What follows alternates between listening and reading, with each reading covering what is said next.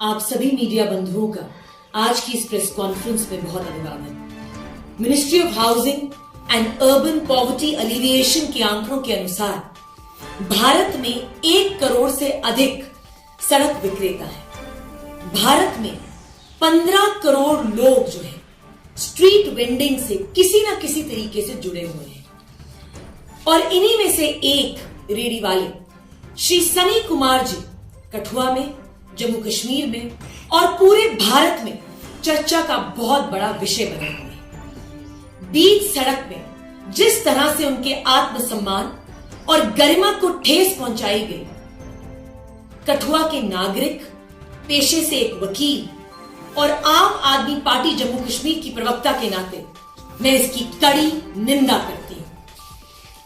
मैं कठुआ के माननीय डिप्टी कमिश्नर जो 29 नवंबर 2023 के ऑर्डर के तहत म्युनिसिपल काउंसिल कठुआ के एडमिनिस्ट्रेटर रहेंगे अगले 6 महीने के लिए, बड़ी विनम्रता के साथ उनके समक्ष कुछ चीजें रखना चाहूंगी। आप अतिक्रमण हटाइए और कठुआ के नागरिक आपको पूरा सहयोग देंगे, परंतु आप कोई भी गैर कानूनी और गैर संवैधानिक कार्य ना करें। ये एंटी एनक्रोचमेंट ड्राइव जो है with in the legal parameters होना चाहिए। कृपया याद रखें कि जितने भी रेडी वाले हैं, ये जितने भी स्ट्रीट वेंडर्स हैं, इतनी असुविधाओं और इतने अभावों के बावजूद भी भारत की अर्थव्यवस्था में इनका बहुत ही महत्वपूर्ण योगदान है। वी अप्रिशिएट द फैक्ट कि सनी कुमार जी को आपने मॉनेटरी कॉम्पेंसेशन दी और हम आपसे ये अपेक्षा रखते हैं कि आप जल्द से जल्द उनको एक रेडी देंगे और जल्द से जल्द जिन लोगों ने उनका सम्मान भी सड़क पर नहीं किया, उनके खिलाफ सख्त कार्रवाई की जाएगी। I also appeal to the district administration कि आप अपनी लीगल टीम के साथ बैठिए और Jammu Kashmir street vendors model scheme of 2021 and street vendors act of 2014 को बड़े ही महत्वपूर्ण तरीके से पढ़ें। ये आपके अपने लोग हैं रेडी वाले, ये हमारे लोग हैं। आप इनके साथ बैठिए और इन्हें समझाइए कि एक्ट में और स्कीम में ऐसे कौन से प्रावधान हैं जिनका पालन आपको करना है। मैं कुछ प्रावधान आपके समक्ष रखूंगी। The vendors act, street vendors act 2014 के तहत उसमें एक प्रावधान है जो कहता है कि वेंडिंग जोन जो है लोकल अथॉरिटी डिसाइड करेगी with the recommendation of the town vending committee. आप इन रेडी वालों को बताइए कि क्या कठुआ में टाउन वेंडिंग कमेटी का गठन किया गया है। दूसरा प्रावधान, no street vendors can be evicted और रीलोकेटेड जब तक एक proper survey town vending committee ने नहीं किया। क्या ये सर्वे प्रॉपर तरीके से किया गया? तीसरा प्रावधान, आप किसी भी वेंडिंग जोन को नो वेंडिंग जोन डिक्लेयर करते हैं, मगर इसको आप नो वेंडिंग जोन तभी डिक्लेयर कर सकते हैं जब आपके पास कोई पब्लिक पर्पस हो। ऐसा कौन सा पब्लिक पर्पस है, ऐसा कौन सा इंपॉर्टेंट रीजन है जिसकी वजह से आप इन एरियाज को नो वेंडिंग जोन जो है डिक्लेयर करना चाहते हैं और इन लोगों को रीलोकेट करना चाहते हैं। एक बहुत ही इंपॉर्टेंट प्रावधान है सेक्शन 22 का इस एक्ट में जो 2014 का है।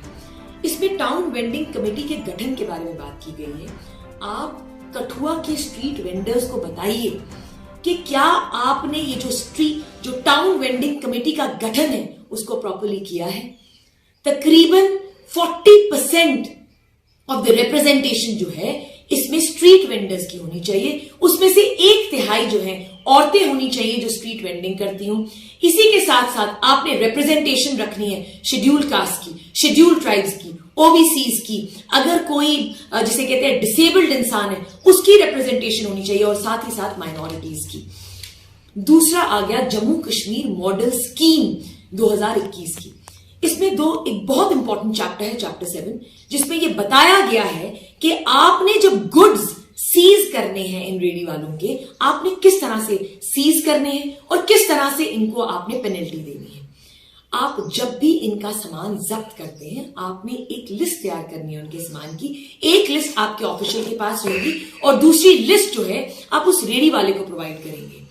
कुछ पेरिशेबल गुड्स हैं जो आप रिलीज कर सकते हैं उसी वक्त, अगर रेडी वाला आपको पेनल्टी उसी वक्त आपको फाइन दे दे। अगर आपने नॉन पेरिशेबल गुड्स रिलीज करने तो उसका भी प्रावधान है, मगर कहीं भी इस स्कीम में ये नहीं लिखा गया है कि आप मानव अधिकार जो हैं इन रेडी वालों के, आप उनको ठेस पहुंचाएंगे। आप किसी भी तरह की बदसलूकी और जोर जबरदस्ती नहीं कर सकते। इसका मेंशन बड़ी प्रॉपर्ली किया गया है 2014 के एक्ट में और 2021 की जम्मू कश्मीर की स्कीम में। इसी के साथ एक बहुत ही इंपॉर्टेंट प्रावधान है जो ये कहता है कि जब भी आपने इन रेडी वालों का रीलोकेशन करना है तो आप इस रीलोकेशन को अवॉइड करें, और अगर कोई इंपॉर्टेंट वजह है तो आप उस वजह के बारे में भी बताएं इन रेडी वालों को कि कौन सी वजह जो है आप जिसके तहत इनको रीलोकेट कर रहे हैं। ये इनकी रोजी रोटी का मामला है, क्योंकि आपने जब जिस भी जगह इनको रिलोकेट कर रहे हैं वहां पे इनकी रोजी रोटी, इनका लाइवलीहुड जो है या तो बेहतर होना चाहिए या जिस जगह पर ये पहले थे उससे कम से कम उतने ही स्टैंडर्ड पे इनको इनका लाइवलीहुड मिलना चाहिए।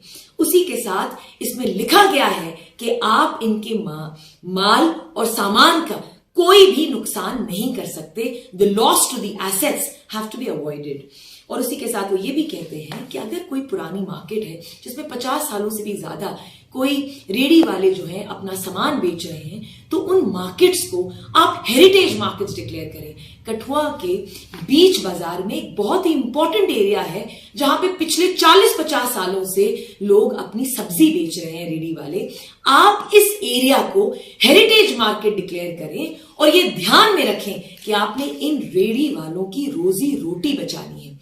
मैं एलजी एडमिनिस्ट्रेशन से आज की इस प्रेस कॉन्फ्रेंस के माध्यम से ये गुहार लगाऊंगी कि जो भी प्रक्रिया चला रहे हैं, इस प्रक्रिया का मेन मुद्दा होना चाहिए इन स्ट्रीट वेंडर्स की रोजी रोटी, और हमें इन स्ट्रीट वेंडर्स की मदद करनी है, ना कि इनको परेशान। The ultimate goal has to be from the trespassers, from the encroachers to self-employment. आम आदमी पार्टी जम्मू कश्मीर के स्ट्रीट वेंडर्स के साथ खड़ी रहेगी और अंत तक खड़ी रहेगी, और ना ही केवल डिस्ट्रिक्ट एडमिनिस्ट्रेशन कठुआ से ये गुहार लगाएगी कि आप जो भी अतिक्रमण हटाएं उसे with in the legal parameters हटाएं और कठुआ के स्ट्रीट वेंडर्स के साथ खड़े हों और उनके साथ बड़े ही ह्यूमैनिटेरियन ग्राउंड्स के साथ ये डिसीजन लें कि इनका रीलोकेशन किस ढंग से किया जाएगा, इनका इविक्शन किस ढंग से किया जाएगा। ये इन लोगों को बताएं। जय हिंद।